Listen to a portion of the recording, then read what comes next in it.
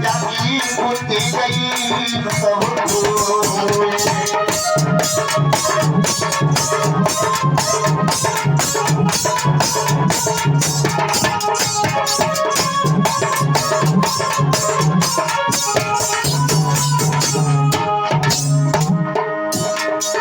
कौआ कब अंदर रहता है? कौआ कब अंदर रहता है? कौआ रात में और उल्लू दिन में और कामी दिन और रात। अरे कामी अंधो रात के दिन जगी बुद्धि गई सब सोए।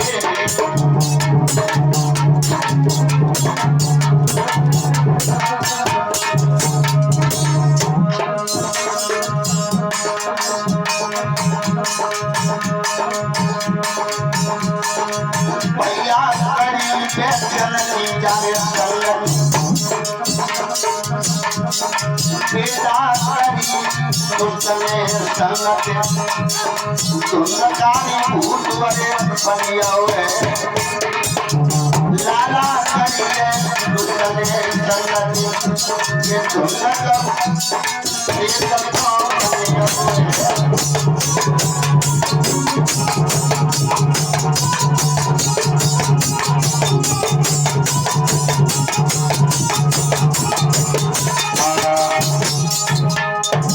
कामी दिन और रात अंदर रहता है। कहने का तात्पर्य है वेश्याओं की संगति करी तो इस दुष्ट को परमात्मा की दया से प्रेत आत्मा मिली, प्रेत योनि मिली, ये भूत बन गया। और कहते हैं कि जैसो खाओगे अन्न और वैसो बनेगो। का वैसो बनेगो? मन बनोगे नहीं बनेगो।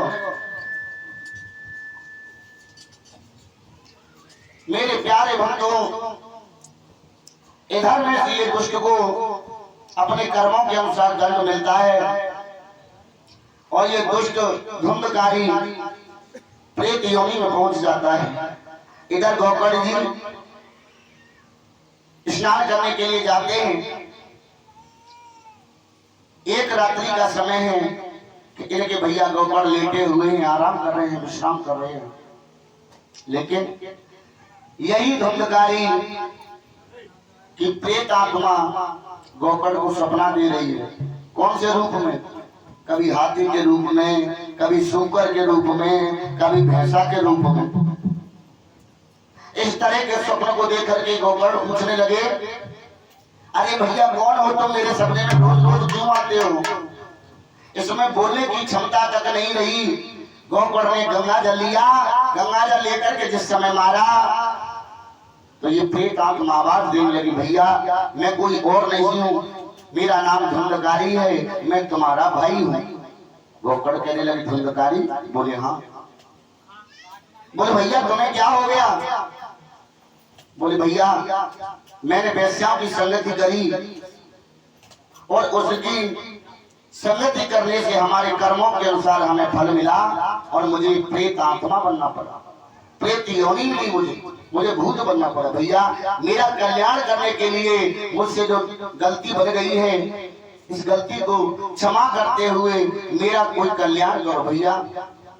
गोकर्ण कहने लगे, कोई बात नहीं है, तुम मेरे भाई हो, तुम्हें गलती का अफसोस है, तुम क्षमा प्रार्थी हो, तो हम तुम्हारे लिए कोई यत्न करेंगे। तो मेरे भगवत प्रेमी हो, यही गोकर्ण जी यहाँ तक बताया है कि गया जी ने श्राद्ध भी डाला तो भी उद्धार नहीं हुआ, रामायण का अध्ययन किया तो भी कल्याण नहीं हुआ, गीता का पाठ किया तो भी कल्याण नहीं हुआ। उसी समय मन में चिंतित होकर के गोकर्ण जी रास्ते में चले जा रहे हैं। एकदम से आकाशवाणी होती है, सूर्य भगवान ने आकाशवाणी करी, अरे गोकर्ण तुम्हारे धुंधकारी का उद्धार ऐसे वैसे नहीं होने वाला। दोनों हाथ जोड़ करके आकाश मार्ग की तरफ निगाह करी। सूर्य भगवान कहने लगे, अरे गोकर्ण तुम्हारे धुंधकारी ने, तुम्हारे भैया ने नीच कर्म करे हैं, इसका अगर सदगति उद्धार करना चाहते हो, इसको मोक्ष दिलाना चाहते हो, तो वो केवल एकमात्र उपाय है, वो है श्रीमद् भागवत की कथा सुनाओ। तो इसका कल्याण हो सकता है, अन्यथा इसका कल्याण नहीं होने वाला। आज आकाशवाणी कहे के अनुसार सूर्य भगवान की बात को सुन करके यही गोपड़ धुंधकारी की प्रेत आत्मा से कहने लगे, अरे भैया तुम जहां भी हो, मैं तुम्हारा कल्याण करने के लिए, तुम्हारा उद्धार करने के लिए तुम्हें भगवान की अमृत में श्रीमद् भागवत की कथा को रसपान करा रहा हूं, जिससे तुम्हारा कल्याण हो जाएगा। और भक्तों, प्रमाण में बताया कि एक खंबे में 7 गांठ का हरा बांस दिया और उस 7 गांठ के हरे बांस पर काला कपड़ा बांधा, जिसमें धुंधकारी की प्रेत आत्मा को बांस दिया।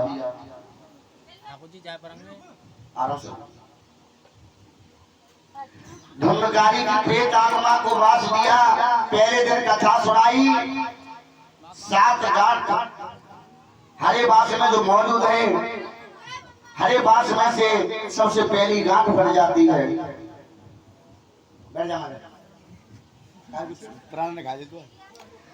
और भक्तों, 2 दिन गौकर ने अपने भैया धुंधकारी को 7 गांठ के हरे बांस में कथा को सुनाया, तो 7 गांठ के हरे बांस में जो प्रेत आत्मा का वास है, दूसरी गांठ बढ़ जाती है। कहने का तात्पर्य है, 7 दिन सप्ताह विधान कथा को सुनाया और 7 दिन में उस हरे बांस की 7 गांठ बढ़ जाती है और उस धुंधकारी का कल्याण हो जाता है।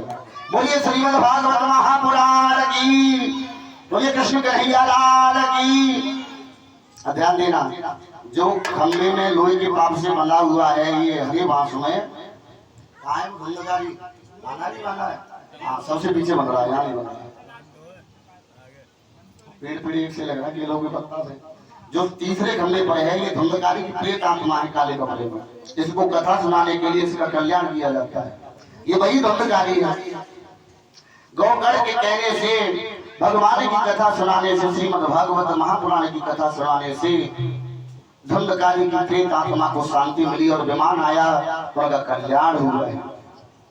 कहते हैं कि आए एक ही घाट से, पहुंचे एक ही घाट, अपने अपने कर्मन से सब है गए बारे बार। यानी का धुंधकारी भी उसी घर में जन्म लिया और गौकर्ण ने भी उसी घर में जन्म लिया था, नहीं लिया था। आए एक ही घाट से, पहुंचे एक ही घाट और अपने अपने कर्मन से है गए बारे बार। ये बिल्कुल सत्य बात है, बिल्कुल हकीकत है। कहते हैं, लाओ तिल भर खाओ सिल भर, तो घर में अन्न जुड़ता है, तंत्रों से व्याधि न टलती है और भूख से पहाड़ में उड़ता है। मेरे भगवत प्रेमियों, इस प्रकार से श्री सूत जी महाराज समाधान करते हैं कि हे 88,000 ऋषियों, धुंधकारी के लिए विमान आए। और ध्यान देना जरा, पांडाल में बैठे सबसे पहले परीक्षक जी, सबसे पहले श्रोता और वक्ता में कल्याण और उद्धार किसका हुआ है, मोक्ष किसको प्राप्त हुआ है, श्रोता में और वक्ता में। जैसे तुम कथा सुन रहे हो और मैं सुना रहा हूँ या भजन सुना है, तो कल्याण पहले इनका है या तुम्हारा? नहीं, सबसे पहले कल्याण है तो कथा सुनने वाले। क्यों? क्योंकि सुनने वाला अनजान है और सुनाने वाला जानकार है। सबसे पहले कल्याण होगा तो श्रोता का ही होगा, वक्ता का बाद में होता है। विमान जब आए तो परीक्षित के लिए भी आए, तो सबसे पहले परीक्षित के लिए आए, सुखदेव का बाद में कल्याण होगा। लेकिन कब श्रोता हो तब। ध्यान देना जरा, श्रीमद् भागवत कथा में श्रोता 5 प्रकार के बताए हैं। ध्यान देने वाली बात है, श्रोता कितने प्रकार के बताए हैं? 5 प्रकार के। कौन कौन से? नंबर 1 होता है श्रोता। श्रोता, श्रोता किसे कहते हैं? जो आकर के भगवान की कथा चल रही है वहां पर बैठे जिन्हें किसी बात से कोई मतलब नहीं है, जैसे आप बैठे बड़े अच्छे लग रहे हैं शांति से, नहीं कचर मचर करोगे तो बिल्कुल अच्छे नहीं लगते है ना। तो शांति से भगवान की जो कथा को मनपूर्वक सुनते हैं वो कहलाते हैं श्रोता। और नंबर 2 कौन होते हैं पता है? नहीं बता। नंबर 2 होते हैं श्रोता। श्रोता आज तो मैं नई बात बता के दे रहा हूँ।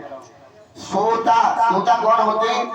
देखा कोरिया राज्य में कथा चल रही है भगवान की, दोपहरिया को समय है, अब घरे तो नहीं रायनारी चलो पांडालों कथा ही सुन जाए। कथा सुनी तो ठीक, हाँ देखना तुम, कथा सुनी तो ठीक ना सुनी तो ठीक। और बैठे एक खंबा के सहारे, जो लोहे के खंबा के सहारे ने कहते सुनी तो ठीक है, आंख बंद कर हाँ वो होते हैं श्रोता। श्रोता बनना, श्रोता नहीं। और नंबर 3 कौन होते हैं? सरोता। कौन होते हैं?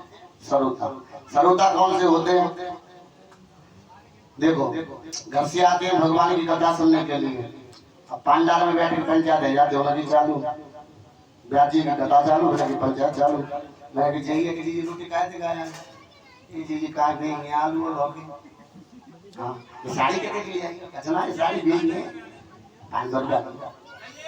हाँ तो क्षमा करना, मैं यहाँ किसी की बात नहीं कर रहा हूँ, होता है अक्सर करके मैंने देखा है। तो देखिए यह श्रोता बनना और न श्रोता बनना तो श्रोता बनना, केवल मनपूर्वक श्रोता भाव से कथा सुनोगे तो ये जरूरी है। मैं अपनी आशा उम्मीद के साथ कह सकता हूँ कि कल्याण होने से कोई नहीं रोक सकता, कोई नहीं रोक सकता है। और नंबर 4 होते हैं कौन? रोता। रोता जानते हो कौन होते हैं? घर से आकर के बैठे पंडाल में कथा सुनी तो ठीक न सुनी तो ठीक, दिन की घर की लीला चालू, जी हमारे चुराई बहु मत खा भैया तो जीव ना देते हमें देखियो उंगली कसम कस ऐसी ना नहीं तो सब बढ़िया है। हाँ तो वो होते हैं रोता, यानी घर के दुखों को आकर के पंडाल में भगवान के दरबार में जो रोते हैं वो रोता कहलाते हैं। और नंबर 5 कौन होते हैं? कौन? लड़ौता। लड़ौता कौन होते हैं? लड़ौता वो होते हैं जो घर से आकर के कथा पंडाल में बैठे तो हैं, अब आए कथा के छठे दिन देखी के भीड़ वाले हरिये जम के, अब उन्हें न कथा सुन रही थी मतलब, न सोए हुई थी मतलब, न पंचायत थी मतलब, केवल मतलब एक ही चीज से कहा कि जब देखी के भीड़ भाड़े बैठे हुए कुछ जगह ना है, अपने बीच में पहुंचता बोला भाई चल अल्लाह के साथ तो वो होते हैं लड़ौता। तो मेरे कहने का तात्पर्य है लड़ौता नहीं, चारों में से कोई नहीं बनना, केवल बनना तो श्रोता बनना। बात अच्छी लगे तो तालियों का स्वागत चाहूंगा। बोलिए नारायण भगवान की। और आइए हमारे व्यास जी का पदार्पण हो रहा है, सभी खड़े होना है अपने अपने स्थान पर, खड़े रह जाओ कहते रहता हूँ। आइए तालियां बजाते हुए स्वागत करें।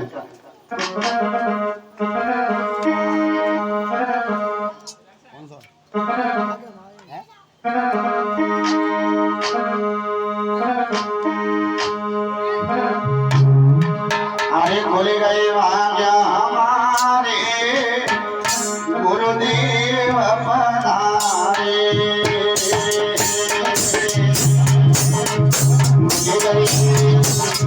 तालियां बजाते हुए सभी बोलो भूल गए भाग्य हमारे गुरुदेव पधारे।